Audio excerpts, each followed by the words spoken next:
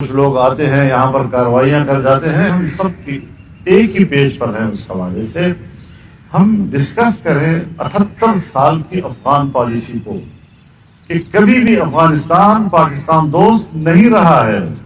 کیا اس میں ہمارا اپنا جو افغان پالیسی ہے وہ اس کا فیلئر تو نہیں ہے؟ اور آئین پاکستان کہتا ہے کہ قانون سازی قرآن و سنت کے تابع ہوگی اور قرآن و سنت کے منافی کوئی قانون سازی نہیں ہوگی۔ تو کیا ہم نے جو ابھی 27ویں ترمیم کے ساتھ کچھ قانون سازیاں کی ہیں، چاہے وہ 18 سال سے کم عمر کی شادی کے بارے میں ہو، چاہے وہ ٹرانسجینڈر کے بارے میں ہو، اور چاہے وہ گھریلو تشدد کے حوالے سے قانون کی تجویز ہو، کیا ہم نے کبھی یہ دیکھا ہے کہ ہم نے کس طرح قرآن و سنت کو پس پشت پھینک کر صرف اقوام متحدہ کے منشور کی پیروی میں قانون سازی کی ہے؟ کہ اللہ کے نزدیک علم منقسم نہیں، ایک ہی علم ہے، وَعَلَّمَ آدَمَ الْأَسْمَاءَ كُلَّهَا، اور وہی علم بنی آدم کی طرف منتقل ہو رہا ہے اور درجہ بدرجہ اس میں ارتقاء آتا ہے۔ ہر چند کے مسلمانوں کے لیے ایک خصوصی علم اللہ نے متعین کیا ہے جو تمام علوم کا منبع ہے، الرحمن علم القرآن، جس پر صرف مومنین اور مسلمان ہی ایمان لاتے ہیں، اور وہ بھی تمام قرۂ ارض کے سارے علوم کا احاطہ کرتا ہے، وہ تقسیم کا تقاضا نہیں کرتا۔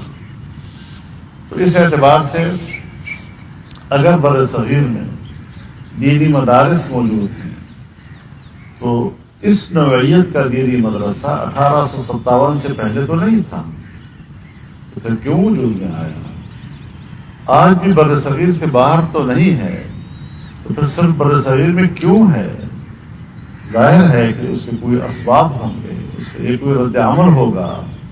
جب قرآن، حدیث، فقہ اور ان علوم کو نصاب سے خارج کیا جائے گا تو امت مسلمہ کے رہنمائی کے لیے علماء کرام نے ایک کردار ادا کیا ہے۔ اور میں آج بھی سمجھتا ہوں کہ حکومت اگر اس بارے میں سنجیدہ ہو کہ ایک مشترکہ نصاب تشکیل دیا جائے تو اس پر بات ہو سکتی ہے، لیکن دینی علوم اور مدارس کے خاتمے کا جو رویہ ہے یہ قابل قبول نہیں ہے، اور یہ مغرب کا ایجنڈا ہے، اور اس مغرب کے ایجنڈے کو اپنا ایجنڈا کہہ دینا یہ میرے نزدیک کہیں بھی جائز بات نہیں ہے۔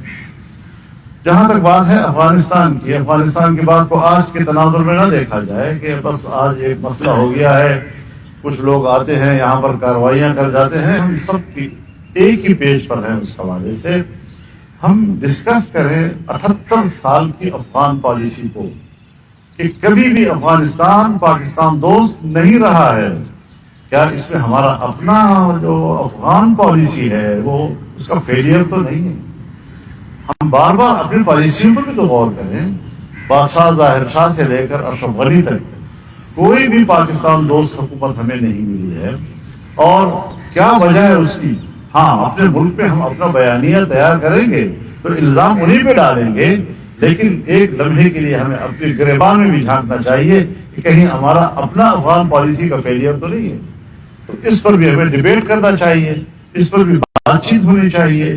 اور پھر جب ہم ایک اسلامی جمہوریہ میں رہتے ہیں اور ہم نے حلف اٹھایا ہے آئین پاکستان کا، اور آئین پاکستان کہتا ہے کہ قانون سازی قرآن و سنت کے تابع ہوگی اور قرآن و سنت کے منافی کوئی قانون سازی نہیں ہوگی، تو کیا ہم نے جو ابھی 27ویں ترمیم کے ساتھ کچھ قانون سازیاں کی ہیں، چاہے وہ 18 سال سے کم عمر کی شادی کے بارے میں ہو، چاہے وہ ٹرانسجینڈر کے بارے میں ہو، اور چاہے وہ گھریلو تشدد کے حوالے سے قانون کی تجویز ہو، کیا ہم نے کبھی یہ دیکھا ہے کہ ہم نے کس طرح قرآن و سنت کو پس پشت پھینک کر صرف اقوام متحدہ کے منشور کی پیروی میں قانون سازی کی ہے؟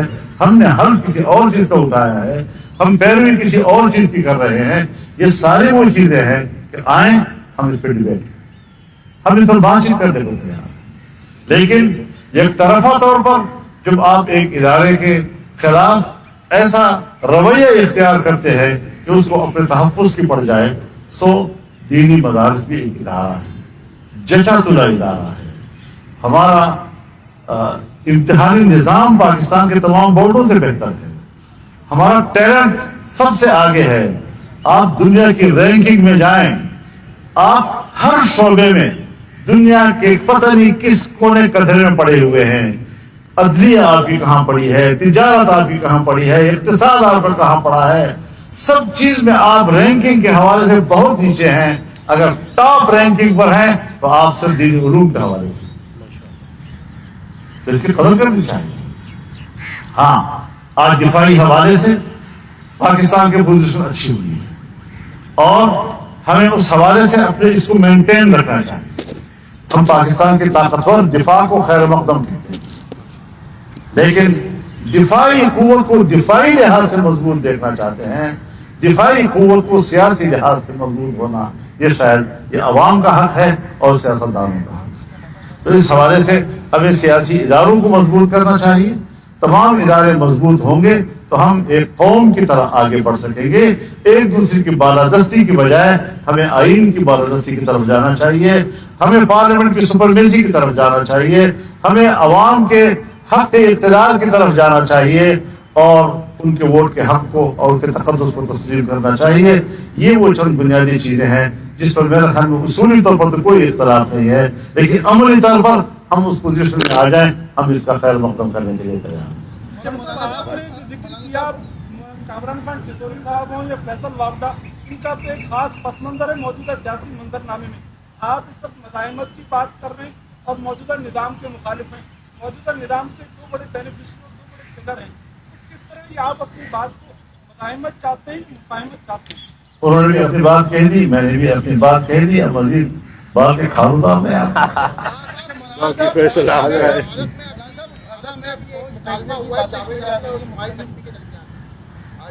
اسلام کو آپ کا اس حوالے سے کیا موقف ہے؟ دیکھیے یہ مکالمے تو دنیا بھر میں ہوتے رہتے ہیں اور میرے خیال میں کچھ ایک کلپ آیا ہے, اب ساری دنیا ایک کلپ کی گھوم رہی ہے. تو ایک شاعر کا اچھا شاعر ہونا اس کی اپنی حیثیت ہے. میں فیض احمد فیض کا بھی مداح ہوں, میں احمد فراز کا بھی مداح ہوں بطور فن شعر کے, لیکن ان کے خیالات سے اتفاق نہیں ہے. اور اس طرح کے مکالمے اگر دنیا میں چلیں گے تو نئی نسل کو آگاہی ہوگی, اس کو شعور ہوگا. تو اس کا تو میرے خیال میں اس کو مولانا صاحب پاک افواج کی جگہوں سے 7 آدمی کے غزہ بھیجا جائے گا, تو آپ کیا سمجھتے ہیں کہ غزہ پاک افواج کو بھیجا جائے, کن شرائط میں بھیجا جائے؟ ہمیں ایک طرز تجربہ ہے, جب بریگیڈیئر ضیاء الحق گئے تھے اور اردن میں انہوں نے فلسطینیوں کے خلاف کارروائی کی تھی, آج بھی فلسطینیوں کو بھولا نہیں ہے. ہم نے ایک زمانے میں اس امتحان سے بھی گزرے کہ عراق فوج بھیجے جائے یا نہیں جائے. اب یہ پیس کیپنگ فورسز, یہ پیس کیپنگ نہیں ہوتے, یہ جنگ کیپنگ وار کیپنگ فورسز ہوتی ہیں جس کا نام معصوم رکھا جاتا ہے.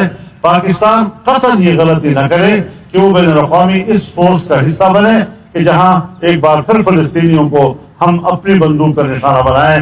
ایسی حالت سے پاکستان کو گریز کرنا چاہیے اور عالمی سطح پر ہمیں متنازع نہیں بننا چاہیے.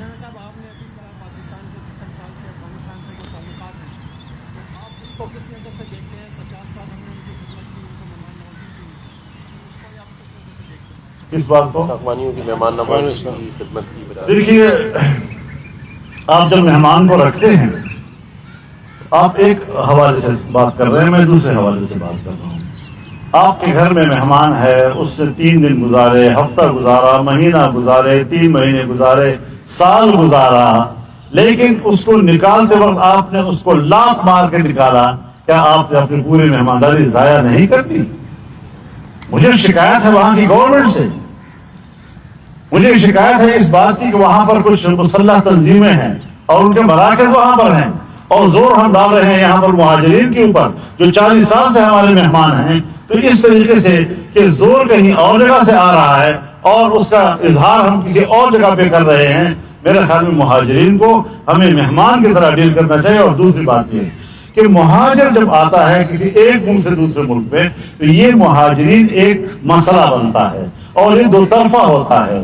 تو افغانستان اور پاکستان کے درمیان یہ 2 طرفہ مسئلہ ہے. اس میں ہمیں یہ بھی دیکھنا ہوگا کہ افغانستان کے لوگوں نے 40 سال جو یہاں گزارے اس میں کتنا افغانی ہے کہ جس نے پاکستان کے اندر انویسٹ کیا ہے. بہت سے بینک ایسے ہیں کہ جس سے اگر افغانی اپنا پیسہ نکال لیں تو وہ دیوالیہ ہو جائیں. انہوں نے یہاں سرمایہ کاری کی ہے پاکستان کے مفاد میں. اگر ان کا سرمایہ استعمال ہوتا ہے، کیا کبھی ہم نے اس پر غور کیا ہے کہ ہم اس سرمایہ کو تحفظ کیسے دیں گے، اس کو پاکستان کے مفاد میں کیسے استعمال کریں گے؟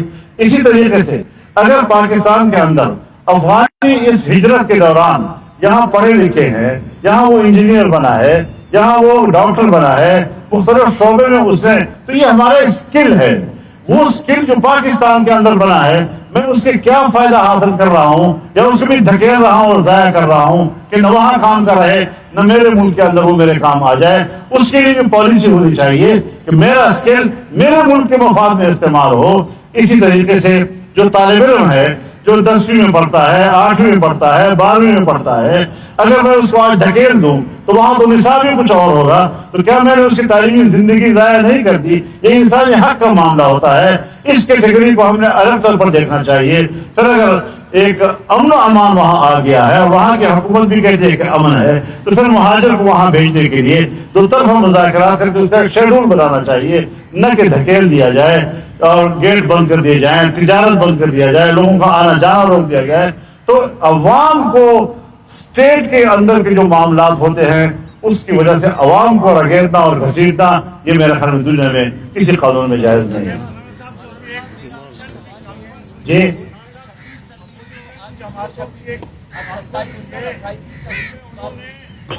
انتخابات کا مطالبہ کیا اور مذاکرات سے مشروع کیا، تو آپ کیا کہیں گے؟ انتخابات ہونے چاہیے. دیکھیے، دو سوالات آئے ہیں. 26ویں ترمیم اتفاق رائے سے ہوئی ہے، اگر اس کو آج متنازع بنانے کی کوشش کی جا رہی ہے تو میرے خیال میں یہ مناسب نہیں ہے، نہ انصاف کا تقاضا ہے. ہاں، ہر پاکستانی شہری کو یہ حق حاصل ہے کہ اگر آئین میں کوئی ترمیم ہوتی ہے یا قانون سازی ہوتی ہے اور اس کے ذہن میں ابہام ہے یہ صحیح ہے یا غلط، تو کورٹ میں جائے اور وہاں سے وضاحت لے. اگر 26ویں ترمیم کے خلاف بھی کوئی کورٹ میں گیا ہے، یہ پاکستانی شہری کا آئین اور قانونی حق ہے. 27ویں ترمیم یک طرفہ ہوئی ہے، سب دنیا جانتی ہے. 26ویں ترمیم کے لیے 1 سال پہلے اکثریت نہیں تھی، آپ کے پاس 2/3. 1 سال کے اندر آپ کو یہ اکثریت کہاں سے مل گئی؟ تو اس کا معنی ہے کہ جبر کی بنیاد پر آپ نے 2/3 اکثریت بنائی ہے. پھر اس کے اندر وہ تمام چیزیں کہ جو 26ویں ترمیم میں آپ اس سے دستبردار ہو گئے تھے، وہ چیزیں 27ویں ترمیم میں ڈال کر وہ مقاصد حاصل کرنا ایک طرفہ طور پر، اس سے آئین متنازع ہوتا ہے. آئین کو متنازع بنانے سے ہمیں ہر طرف سے گریز کرنا چاہیے اور قربانی دینی چاہیے. تو یہ میری ایک سوچ ہے اور اس حوالے سے ہم اپنی رائے رکھتے ہیں. اس رائے پر ہم انصاف چاہتے ہیں. نیا انتخاب بالکل ہونا چاہیے. نہ 18 کا انتخاب وہ عوامی تھا، نہ 24 کا انتخاب وہ عوامی ہے. اسٹیبلشمنٹ کے دھاندلی کے نتیجے میں پیدا ہونے والی حکومتیں ختم ہو جانی چاہیے، سندھ سے لے کر KBK تک ختم ہو جانی چاہیے اور دوبارہ سے ملک کے اندر انتخاب ہونا چاہیے.